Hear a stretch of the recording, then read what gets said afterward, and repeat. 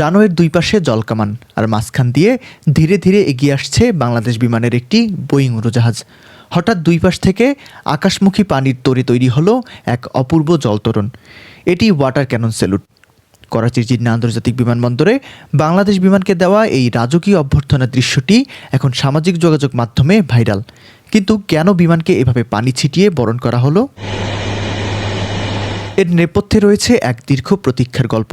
দীর্ঘ 14 বছর বন্ধ থাকার পর সম্প্রতি বাংলাদেশ ও পাকিস্তানের মধ্যে সরাসরি ফ্লাইট চালু হয়েছে। গত বৃহস্পতিবার রাতে 138 জন যাত্রী নিয়ে ঢাকা থেকে করাচিতে পৌঁছায় বিমানের প্রথম এই ফ্লাইটটি। 1.5 দশক পর একটি নতুন রুটের যাত্রা শুরু হওয়াকে স্মরণীয় করে রাখতেই পাকিস্তান সিভিল এভিয়েশন এই বিশেষ সম্মান জানায়।